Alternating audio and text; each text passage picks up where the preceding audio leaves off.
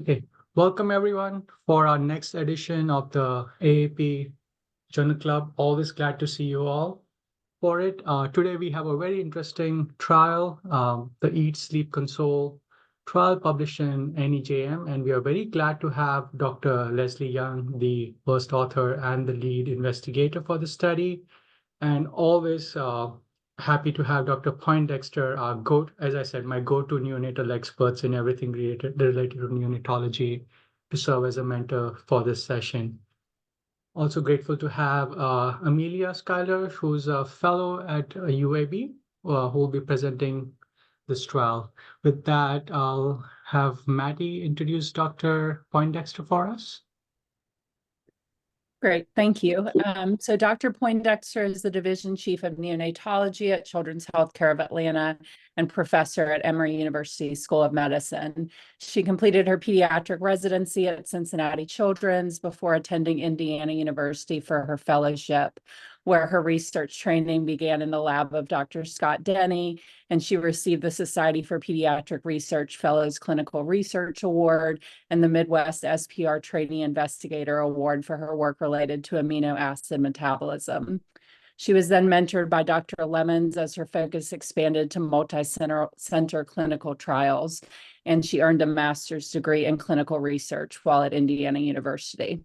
She's co-editor of Nutritional Care of Preterm Infants and has devoted her research career to observational and interventional trials in newborn infants, including the role of early nutrition on growth and development outcomes in premature infants.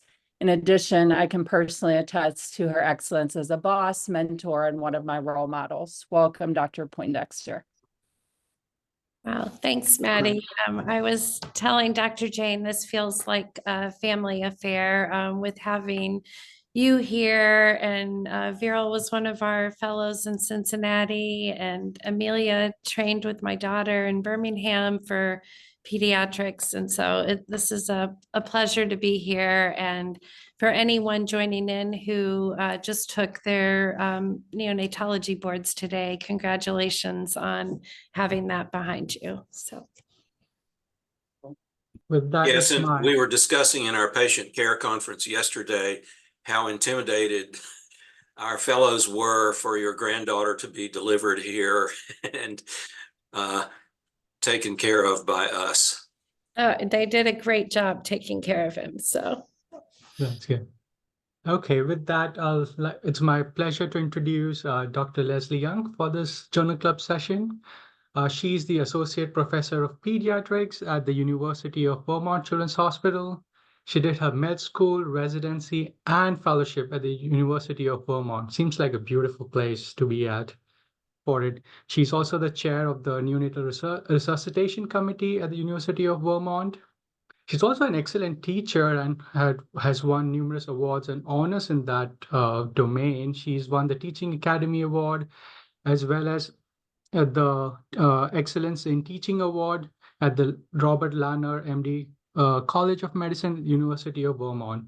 She has been a pioneer and has dedicated her early career work in the neonatal opioid withdrawal syndrome and continued to publish some really important studies moving on the needle of how we manage our neonatal abstinence baby. We are very grateful for Dr. Young to join us today and to teach us, and we are more than eager to learn from you. With that, Amelia, you want to take over? So just some housekeeping stuff. The moderators and mentors, please feel free to stop if there's any teaching point during the presentation. All other audience members, please mute your microphone. And if you have any questions, put it in the chat and we'll address it at the end of the session. Okay, can everybody see my slides? Amelia, you're in the presenter view. You may need to switch the share screen.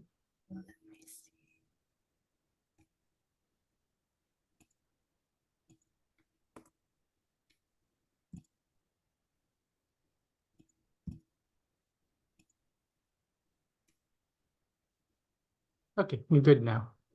Perfect. Well, thank you all again for being here today. I'm very excited to discuss this trial, and we have a lot of things to talk about. So we will dive right into why this is such an important issue, neonatal opioid withdrawal syndrome, and why this is such an important and timely study. To start with, withdrawal symptoms in an infant were first described over 50 years ago after intrauterine exposure to heroin. And it's now estimated that about every 18 minutes in the United States, neonatal opioid withdrawal syndrome is diagnosed in at least one newborn because of in utero opioid exposure. And from 2000 to 2016, the incidence of NOWs increased from 1.2 to 8.8 per 1,000 hospital births, which just shows that this is an diagnosis, an issue that is becoming even more prevalent, and is important for us to understand how to best care for these babies. The clinical symptoms of NOWs include GI disturbances, including feeding intolerance, vomiting, loose stools, irritability, hypertonia, tremors, and seizures. And all of these symptoms necessitate close monitoring and focused care, which subsequently can lead to prolonged hospitalizations. Without a current strong evidence to support a standard approach, care for these infants with opioid withdrawal can be highly varied, which has resulted in differences in the initiation and subsequent weaning of pharmacologic therapy, which is in turn a primary driver for length of hospital stay. In 1975, Dr. Finnegan developed an observer-rated scoring system that was devised as both a clinical and investigative tool. It assessed those CNS system hyperirritability, GI dysfunction and disturbances, respiratory distress, and autonomic signs that comprise the clinical syndrome of NOWs. However, most of these signs lack specificity, and being that this scale is observer rated is subjective. And Dr. Finnegan, even upon developing this scoring system, suggested that it be improved and modified to avoid ambiguous and redundant items, which may contribute to error variance. And consequently and subsequently, there have been multiple modifications of the Finnegan score, which leads us to kind of where we are now, needing an evidence-based alternative. The severity of NOWs, which as we've discussed is only increasing, has largely been assessed with the use of this Finnegan scale, a subjective observer-rated scale. And the decision to treat affected infants pharmacologically with opioids and other medications has also largely relied on this scale and its severity thresholds. And despite concerns that this assessment tool can overestimate the need for pharmacologic treatment, clinical management has remained largely dependent on it in the absence of an evidence-based alternative. In 2017, the Advancing Clinical Trials in Neonatal Opioid Withdrawal Syndrome assessed variation in care for NOWs across 30 different research hospitals across the United States. And this study that Dr. Young and Dr. Poindexter were a part of and spearheaded revealed significant practice variation among sites and maternal infant characteristics, infant management, and outcomes for infants with NOWs, which prompted further investigation and studies, including this one, to determine the best practices, policies, and overall care for these infants, which will lead us into our PICO summary. So I think it's good to have insight of Dr. Young. Dr. Young, can you just walk us through what led you to form this NOWs collaborative? What was the need at that time for it?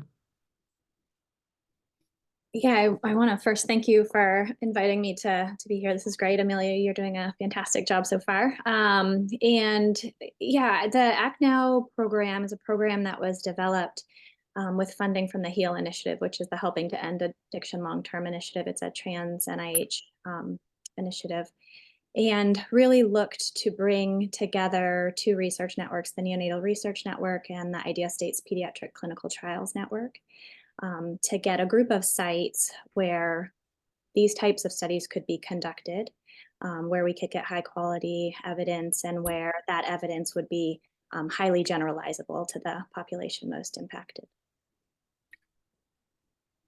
Leslie, do you want to talk a little bit about the Idea States? I think a lot of people are very familiar with the Neonatal Research Network, and I don't know, I certainly wasn't aware of that network prior to starting this work with you. Yeah, no, thank you, Brenda. So IDEA states are states that are traditionally underfunded by NIH dollars to support research, especially pediatric research. And the IDEA States Pediatric Clinical Trials Network was recognition of the need to support pediatric research in those areas. And so in 2016, we came together and really had two focuses. One was to increase research capacity in our states, and the second was to allow for trials to be conducted that really looked to include more rural and underserved populations. Dr. Poindexter, do you want to comment on the Finnegan scoring system? We as trainees have extensively used it, but we all don't know is it really valid in a population, and there's something, and what needs to be further done to improve the scoring?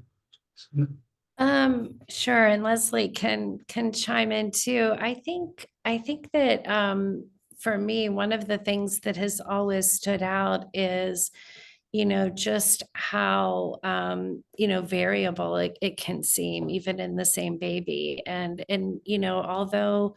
although the score enables you to calculate a sum total of the different criteria, I think for some of the criteria, there is some subjectivity on the part of the nurses or providers that are sort of making that assessment. And so I think that, as Amelia starts talking about, some of the training and whatnot needed to conduct this study, I think realizing that although it's a score that we use pretty commonly, I'm not sure how good of a job we've always done at ensuring kind of the reliability in that assessment between different providers. And that was a really big challenge that Leslie and the team had to take into account as they planned this study.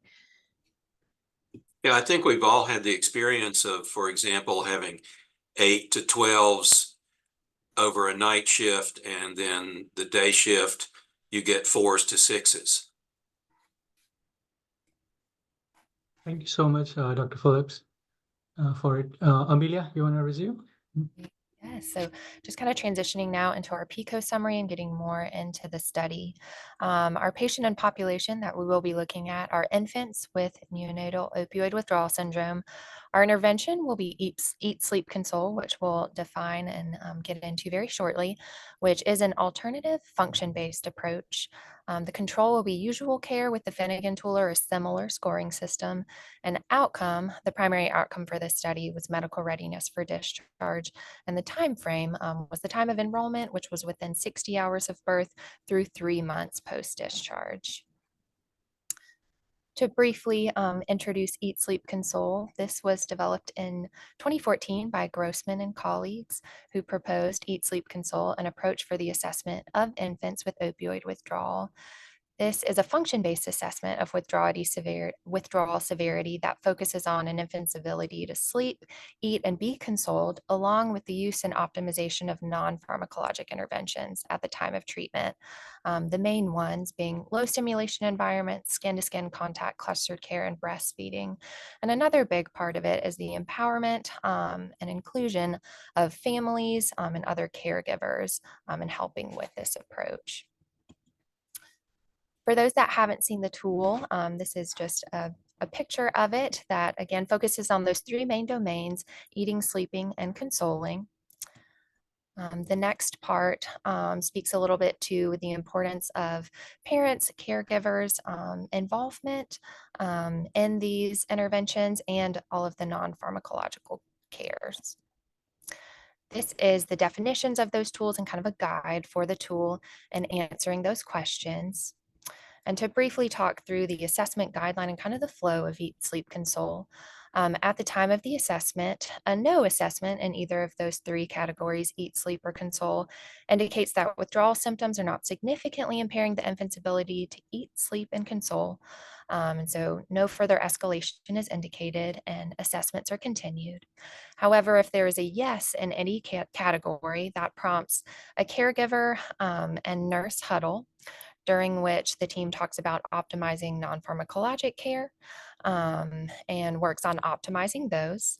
Assessments are continued, and then if there's a second consecutive yes in any category, there's another huddle during which there is discussion whether or not to start pharmacologic treatment, continuing to optimize those non-pharmacologic cares, and then continuing on with further assessments. Findings so far from qualitative initiatives using Eat, Sleep, and Console throughout the country are promising, but some have concerns regarding its efficacy, safety, or generalizability across diverse populations and varied care settings. Chiefly among these concerns include the potential for pharmacologic undertreatment, whereas the concern for the Finnegan score and other scores that can be subjective is overtreatment, as well as premature discharge of infants that could place them at increased risk for readmission, non-accidental trauma, and death. Moving now into the trial design. This was a multi-center stepped wedge cluster randomized controlled trial that was conducted at 26 US sites in the Act Now Collaborative. Dr. Young, can you walk us through how you were able to convince all these centers to join, considering in your previous city you had such a variation in practice, and to bring so many people with different mindset together for a very different management of these babies? Yeah, that's an important question. So we selected our sites to allow for optimization of generalizability, which, as you're alluding to, means we have sites that are very different in their capabilities to provide non-pharmacologic care, their buy-in to non-pharmacologic care and support of these families, and their use of rooming in versus more care provided within NICU settings. We spent a lot of time up front, even in the development of the protocol, identifying what our potential sites felt comfortable with in terms of trial design, what they felt like they could buy into and participate in and engage with. And so that informed some of our development even in the protocol.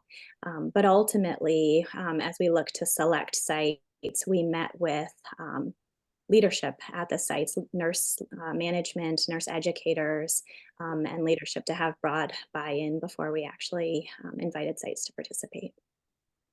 Leslie, I wonder if talking a little bit about the Vermont usage of Eat, Sleep, Console, because I think that part of what was so compelling as you were selecting and training the sites was your ability to speak about the implementation. So it was something that you were already so expert in. And I think that that really had a tremendous impact on the ability to generate the buy-in from the sites that participated.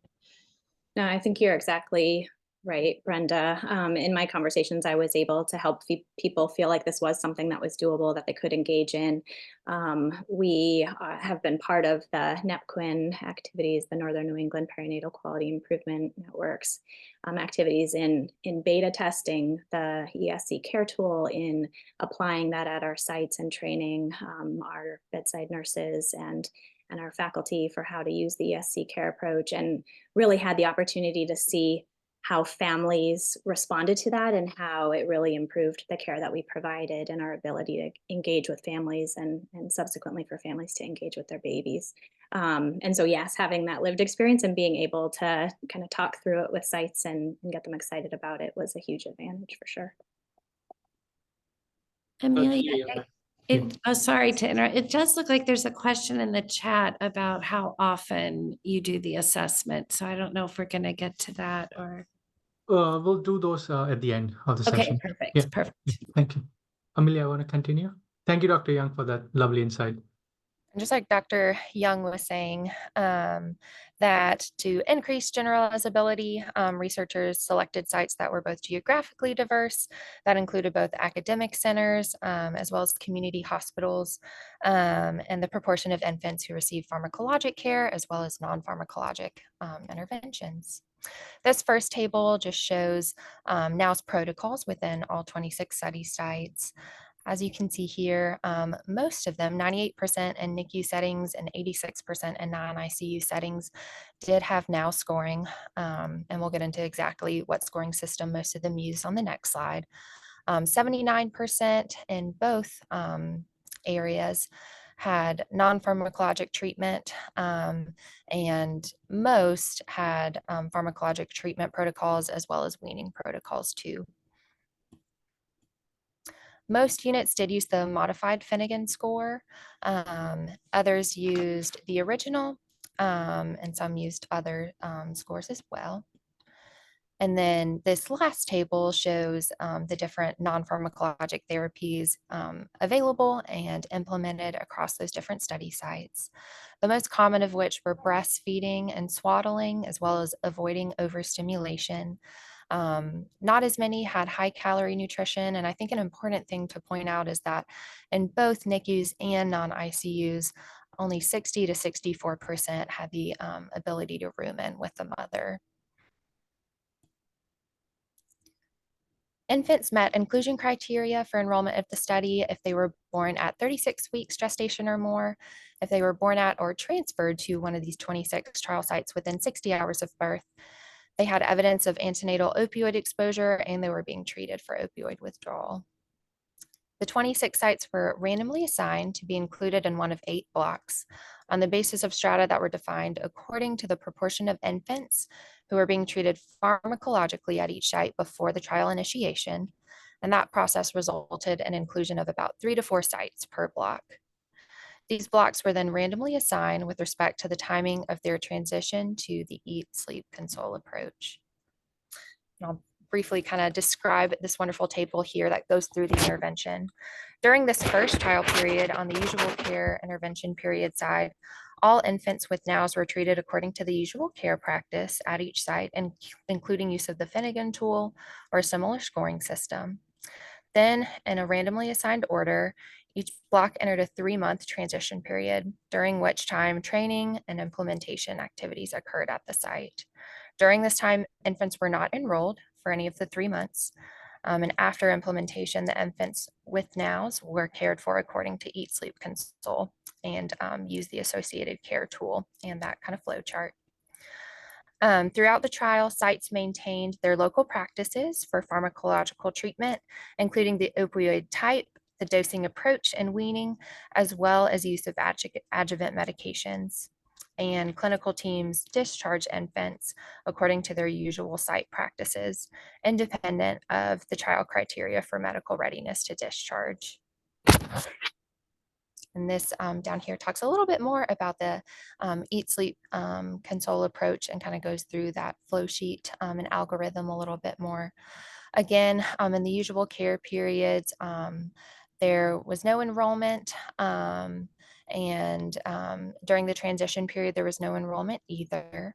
And I think it was important that there were 3 months to kind of implement all of those things, just like Dr. Young was talking to a little bit earlier.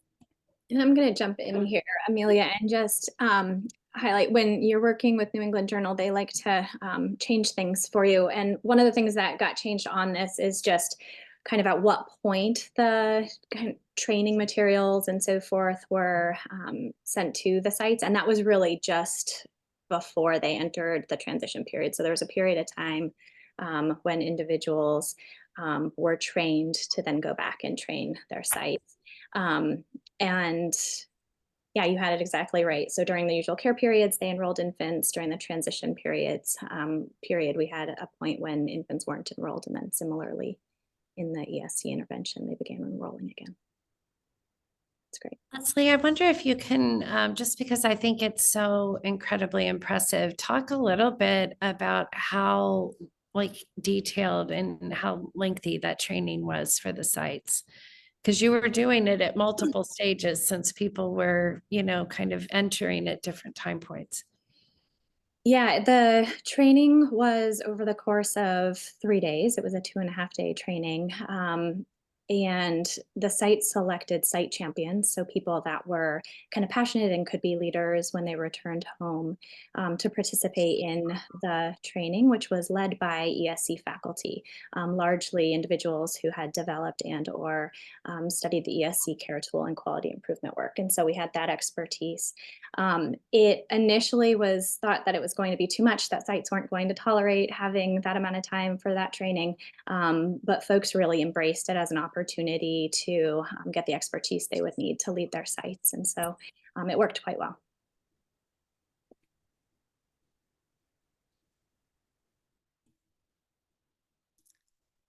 Next, we'll highlight that the primary outcome of this study was the time from birth until the infant was medically ready for discharge.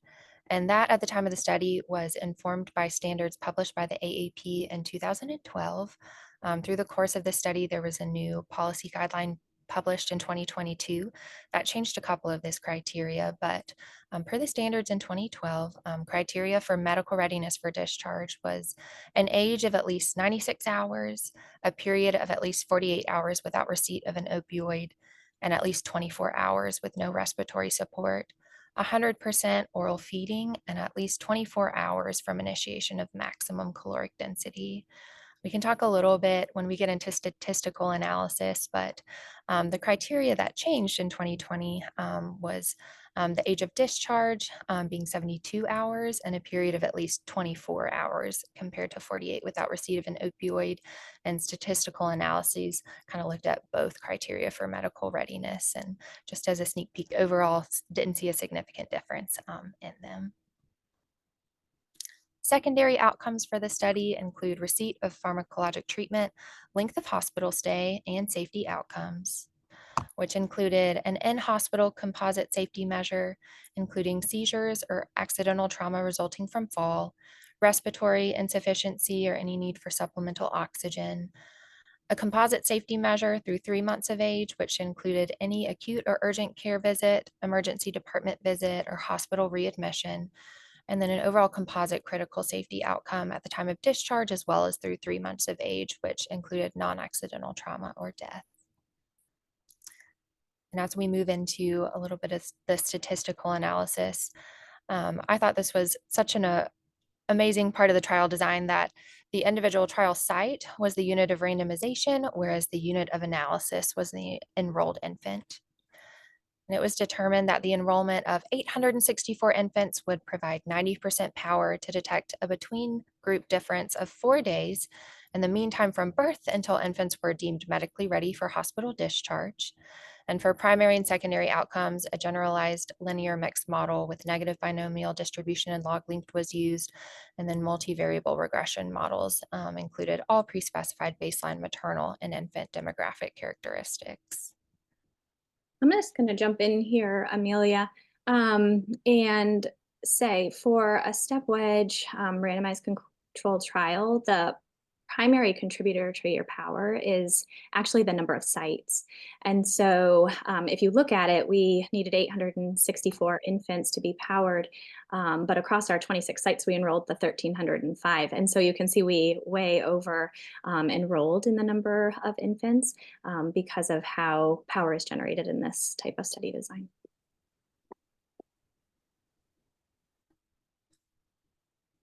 And then from September of 2020 to March of 2022, of the 1,874 infants who underwent screening, just like Dr. Young said, 1,305 were enrolled, 702 were during usual care periods, and 603 were during eat, sleep, consult periods.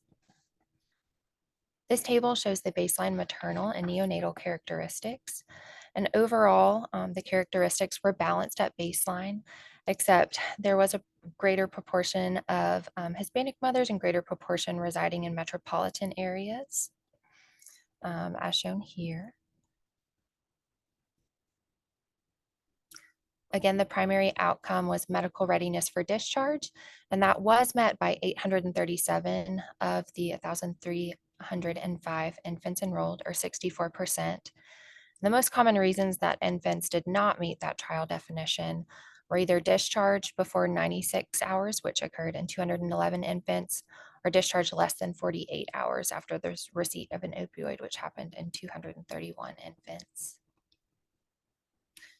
And then in looking at our primary outcome, in those that received eat, sleep, and console, the mean days from time of birth to medical readiness of discharge was 8.2, whereas usual care was 14.9, or a difference of 6.4 days, which overall showed that Eat, Sleep, Console greatly reduced hospital stays. This highlights that primary outcome again. Secondary outcomes that I'd like to highlight here is that the percent of patients who also receive pharmacologic therapy was much less in the Eat, Sleep, Console arm compared to usual care, with 19.5% receiving pharmacologic therapy versus 52% in usual care. Similarly, importantly, the composite safety outcome at the 3-month time of follow-up was quite similar in both arms of the study. I think another interesting point here to highlight that I didn't box out was that breastfeeding was also doubled in the Eat, Sleep, Console arm versus the usual care.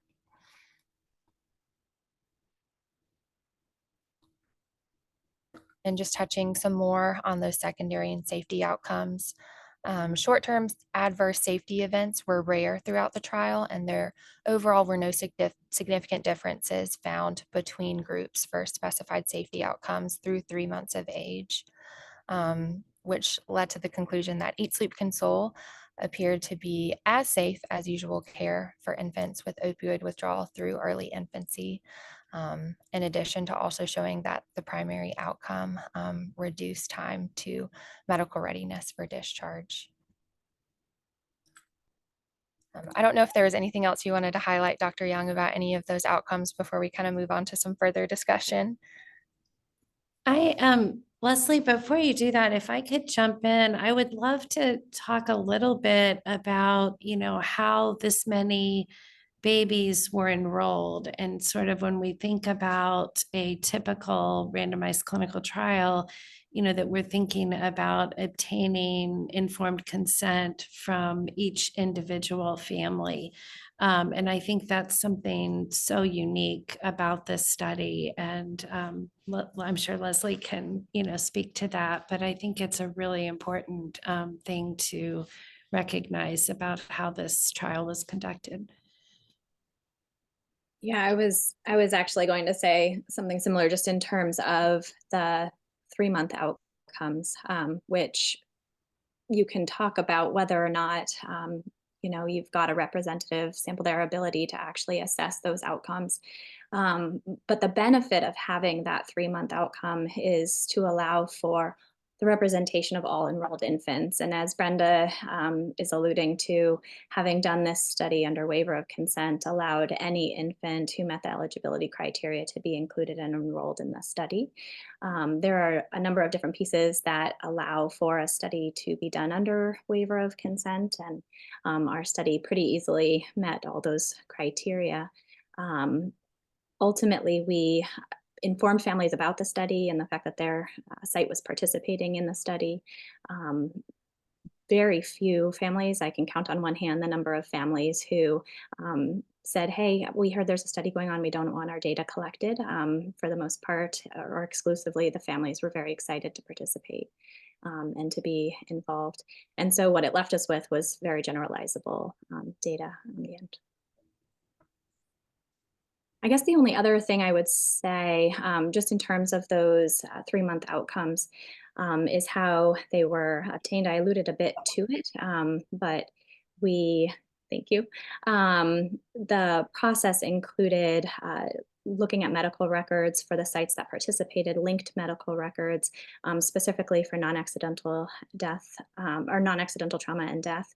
That also included media review of obituaries, and so forth. And so while it's not perfect, it really did allow for us to assess a large portion of the population. And conceivably, because it's randomized, you'd have equal distribution of those infants that weren't assessed on both sides. Dr. Young, can you comment on the group not being balanced for the Hispanic population? As we know, they're one of the underserved areas. Does that affect our conclusion in that population, or how do we interpret those results? That's a great question. So for both the Hispanic population as well as those residing in metropolitan areas, the imbalance comes from the timing of when sites were randomized. So our site that had the largest Hispanic population happened to be randomized to transition to ESC later in the study. Similarly, the sites with the larger metropolitan population transitioned early. And so we ended up with an imbalance due to randomization, actually. I will say the Hispanic population is actually overrepresented in the study when you compare it to the population of opioid-exposed infants nationally. So definitely represented here. We're doing more work to get a better sense of potential inequities there. And does it affect the generalizability of being in a rural versus a metropolitan area, because eat sleep, there's higher percentage of eat sleep infants in the metropolitan area? I don't know that it would necessarily. The sites that had capabilities to provide non-pharmacologic care and have families involved were distributed across metropolitan and non-metropolitan areas. And truly, I think the results are generalizable at this point across the care settings. Thank you so much. I think the results are so dramatic too, that it's hard to think that either of those factors would have that much of an impact. Emily, I can continue. And we've touched a little bit on this, but one of the limitations of the trial include the unmasked nature of the step wedge design and its potential vulnerability to treatment contamination and temporal trends. Trends during the time of the trial included changes in visitation policies, as well as earlier discharges during the COVID pandemic, staffing shortages, and then updates made to the recommendation for monitoring infants with NOWS. The potential for contamination was addressed by limiting access to intervention-specific materials until sites near their transition period, and the chosen primary outcome limited the potential effect of earlier discharges of newborns. Post-discharge safety outcomes, just like Dr. Young was saying, were limited to the first 3 months of age and overall relied on electronic medical records from the enrolling hospital, linked medical records, as well as media review, which might not have captured all outcomes, but it did facilitate assessment of short-term safety across all patients. And then overall, to conclude, in this multi-center randomized controlled trial, the Eat, Sleep, Console approach substantially decreased the time until infants with NOWS were medically ready for hospital discharge without evidence of short-term harms. And long-term follow-up is critical to further inform the safety of this approach. I think one other thing that I kind of skipped over as well is the reduced amount of pharmacologic therapy used in the Eat, Sleep, Console arm. And while that was decreased, it still remains unclear exactly when pharmacologic treatment is indicated in these infants.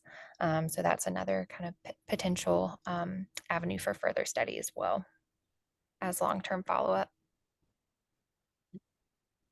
So before we move into further discussions, Dr. Poindexter, I mean, it's an amazing trial, clearly shows benefit without any doubt for it.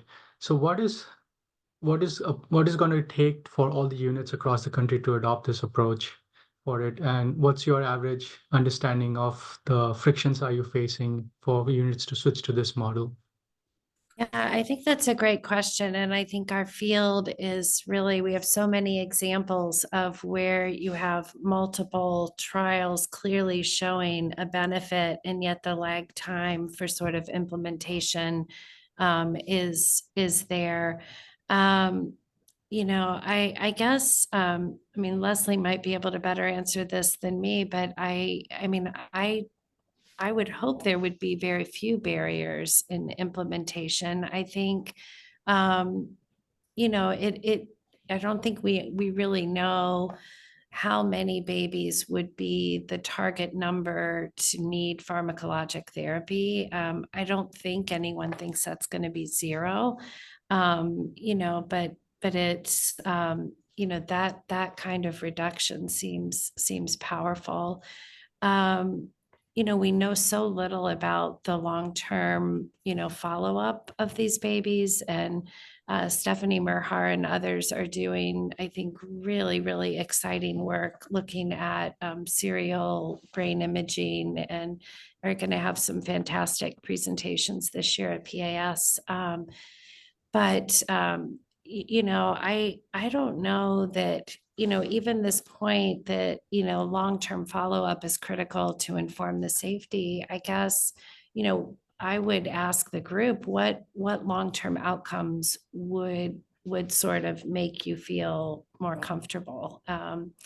And, you know, certainly neurodevelopment in general for these babies, but you know, I think we have enough evidence to move towards this model, and would love to hear Leslie's thoughts on, you know, what kind of uptake she's seen across the country.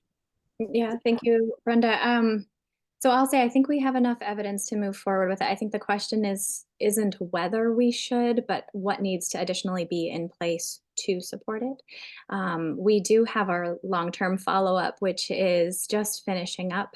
We hope to have results that we can start putting together by fall.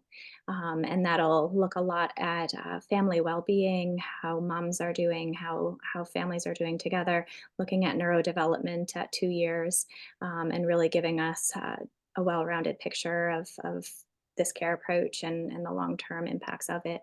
I will say that I've been working a lot actually to help identify and hopefully reduce barriers to implementation.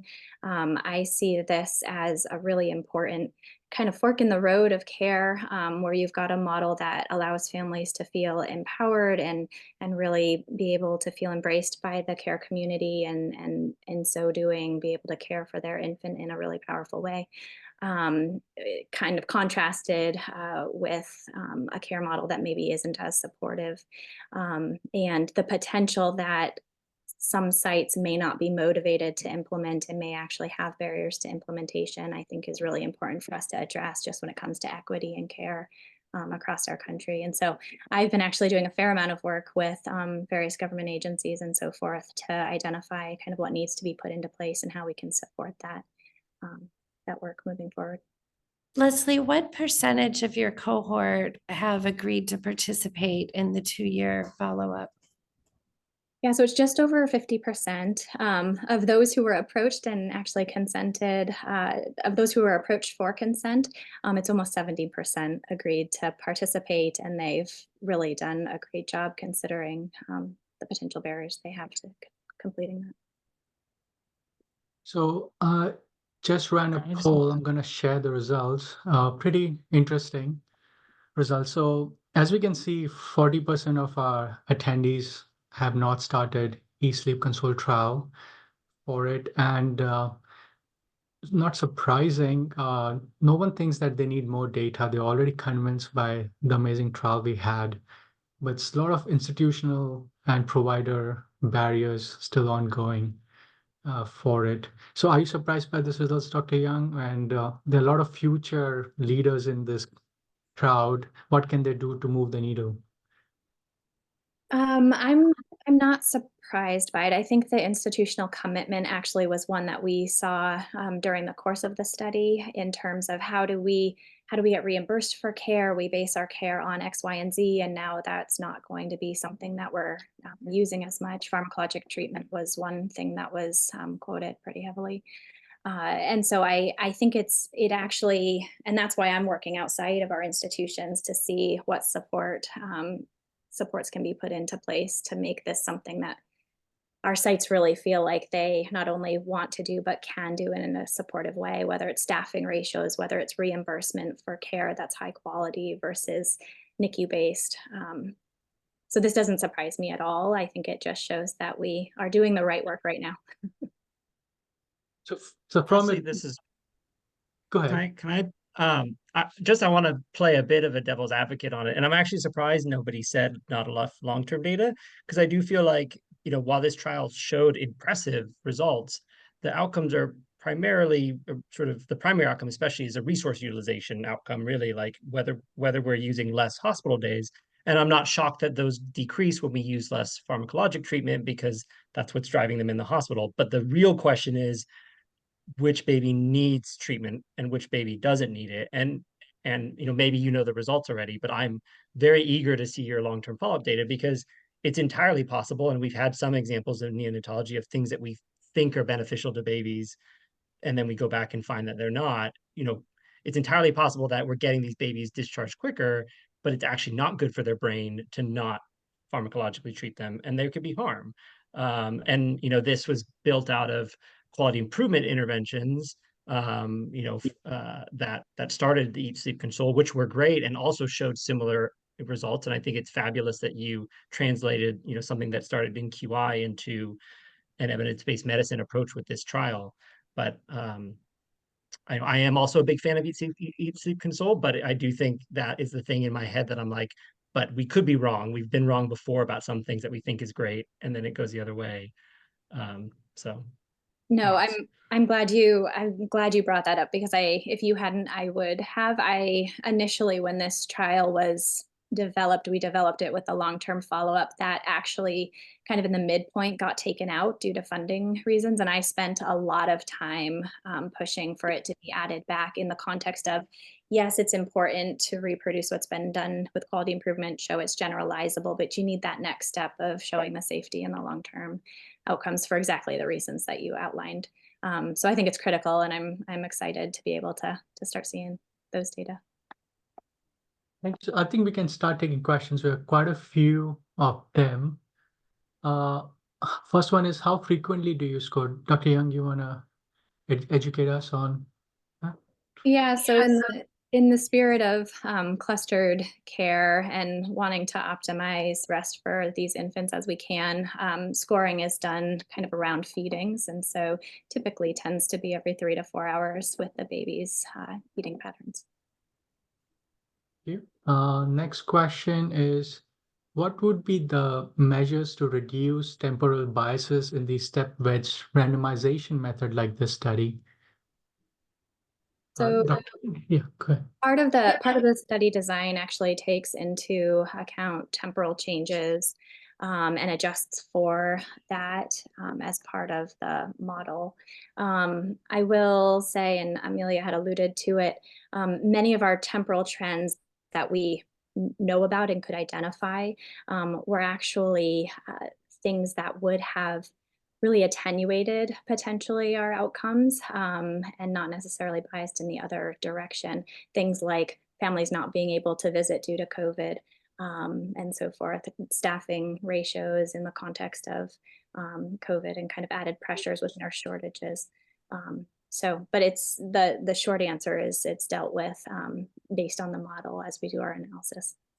I think the other piece too is that you also did the training in like kind of a just in time. So you didn't take everybody that was ultimately going to be randomized and do all of the training perhaps 6 months in advance of when that center would start ESC. So I think you were really careful about not having any creep in how people were approaching, treatment of these babies, which I think that applies for other kinds of cluster kinds of trials. So next question is, we are working on getting ECS instituted at a hospital, like many of us. Can you please discuss the safety of breastfeeding in these infants with mothers who are known to actively abuse opioids, and how you were able to advocate for this when you were discussing with your providers, nurses, and lactation specialists? So the short answer is, as of now, there are new recommendations to support breastfeeding that I would direct you to, and we can put a reference in the comments perhaps.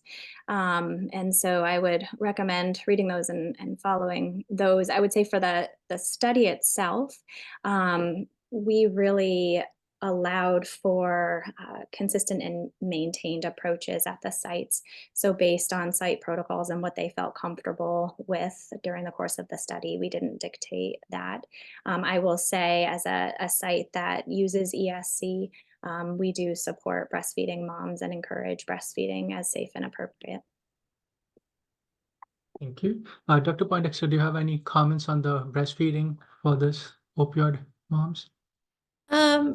I guess the only thing that, I think about more clinically is, if there is polysubstance considerations. And, I think that's something that, might alter. But I think that the other piece, I think clinically, is that, if mom is providing breast milk, is making sure that you're trying to spread it out over the entire day and not give, say, 1 or 2 feedings in the morning with human milk and then, overnight be, switching to infant formula. So if mom has a limited supply, I think sometimes what I'll do is try to figure out, like, how can we sort of mix the mom's milk and the formula to stretch it over 24 hours just to have less, I guess, variability in what the baby is receiving.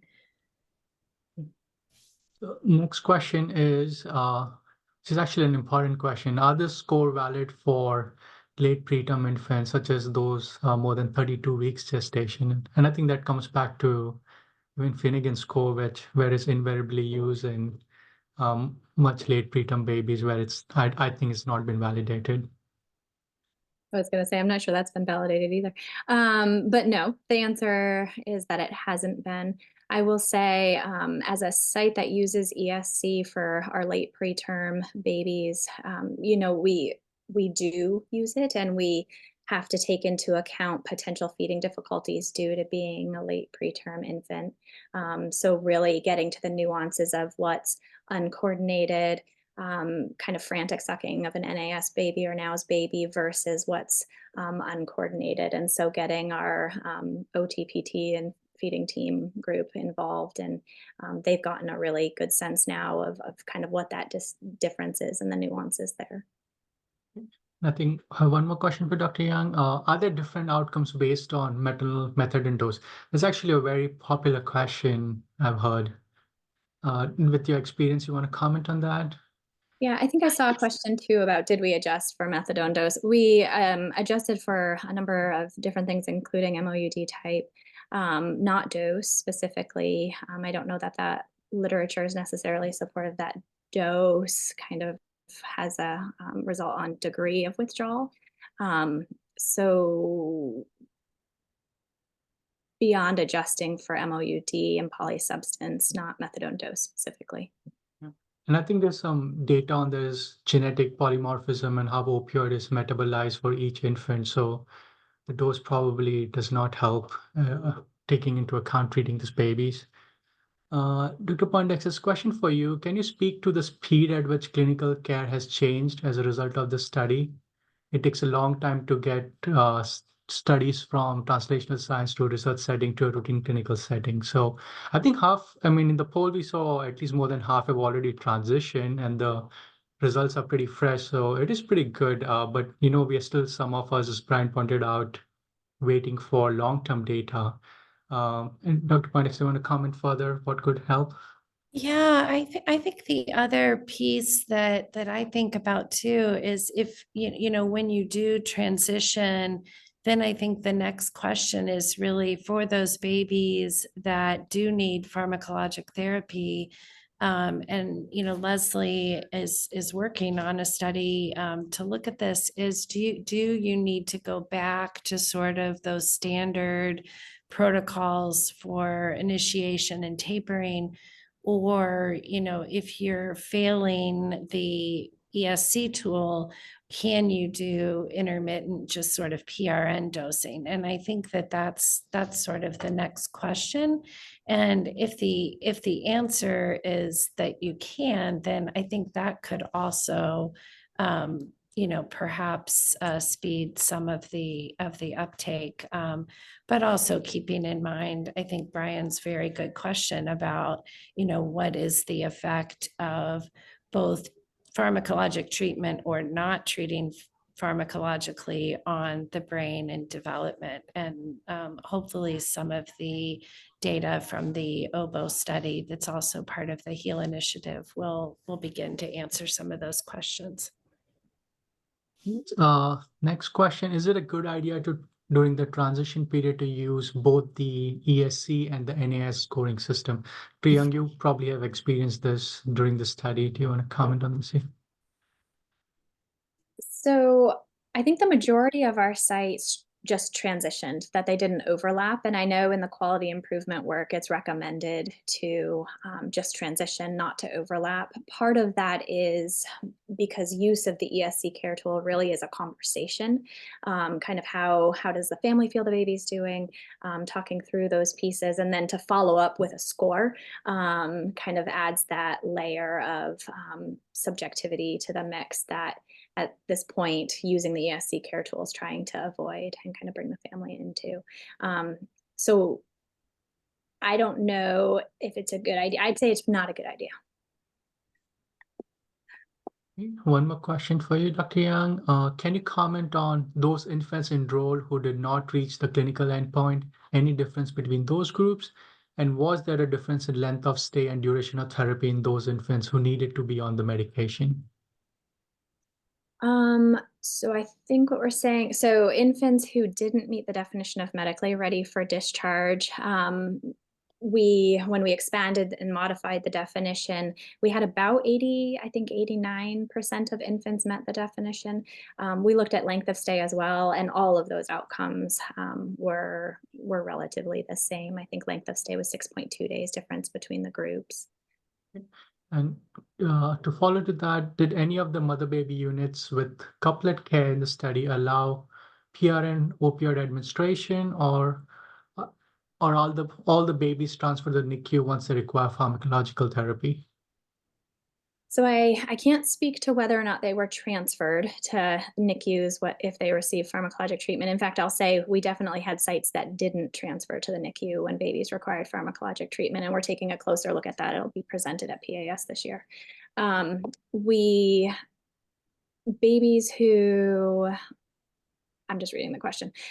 So in terms of PRN dosing, we requested that sites not transition to PRN dosing as we were beginning to enroll in the study. PRN dosing or symptom-based dosing was getting more common among ESC sites, and we specifically requested that sites not transition at the same time to PRN dosing. We really felt like it was two separate and distinct interventions that needed closer evaluation. We did allow sites to do what we called kind of a bridging dose. One of the things that is very common with Finnegan scoring is that the newborn nursery will do their scores. They'll get high scores. They'll send the baby to the NICU, and NICU nurses want to reassess, want to rescore, want to make sure that that's truly what they're seeing. With ESC, it really is a story that's been evolving with the families over time, and it becomes cumbersome when the newborn nursery decides that a baby needs pharmacologic treatment and sends the baby to the NICU, and the NICU says, oh, no, you're wrong. And so to prevent that discourse, we did allow for a single dose of opioid to be given upon transfer and then reassessment. I think that also answers your question, the last question, that do you send infants to the NICU when you start pharmacological therapy? So it seems there's more institutional variation in that, correct? I think there's significant variation in that, among other things. Yeah. Okay. And I think one of our most top comment is all of our trainees want to see the videos which you use so that they can take back to the institute and start the ball rolling. Would you mind sharing with us, Dr. Young? Yeah, so I was expecting that question might come up. The training materials from the study are going to be made available. They'll be available on a platform yet to be decided what it is. But all those materials will be available and free for use. Yep. And we'll make a point to send it through our TCAN newsletter or our email chain, so all of our fellows have access to it. And then I think that's the end of our question. If there's any other question. I think the one thing I would just Yeah. add in terms of training materials, I will say that another question that typically comes up is the ESC Care Tool, which has been copyrighted and is now copyrighted with trademark. And so the developers of the ESC Care Tool want it used in a responsible way, and there's a terms of use agreement letter that eventually will be finalized. But just so sites are aware of that and what that process might look like. Yeah, this is great. So I think we're almost up at that time, and has been a great session. Excellent presentation by Amelia for it, very well laid out. And in 4 years of running this journal club, this is the least controversial study where the results are so clear cut for it. And thank you so much, Dr. Young, for doing this and finally moving the needle of just treating all our babies with opioids and showing us there is an alternative for this. Any final closing comments, Dr. Young, for our trainees?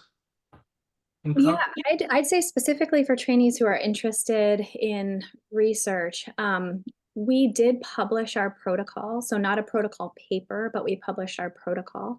There were many, many discussions about our protocol and protocol development and why were we choosing what we chose, and there were a number of different groups that we needed to communicate clearly with. So our protocol is very robust. There's discussion of why we chose our study design. There's discussion of why this study could be done under waiver of consent, and really talks through a lot of those pieces. And I think it's a great piece of material to pick up to really understand kind of what goes into thinking through something like this. So I can put the link in the chat for folks that are interested in that. And I'll just add, I mean, Leslie and Lori Devlin and Stephanie Merhart, I mean, we're so resilient through the planning, and you know, she's being far too humble, but I think that this is really just it's going to be one of the most landmark, I think, trials in our field. And I think having the trainees read that document would be really, really helpful. We'll be happy to share this through our TCAN channel too for it. And this is great. We all trainees can go back and try to move that institutional commitment for it. And as we should wait for the long-term outcome, but all of us, our fingers are crossed that this will prove to be beneficial for that. With that, thank you everyone for joining us today. We'll be going on a break for the next few months, and we'll resume the Journal Club back in August with the new batch of trainees who will come in. Nice seeing all of you. Thank you so much again. Thanks. Bye. Bye. Thank you. Thank y'all.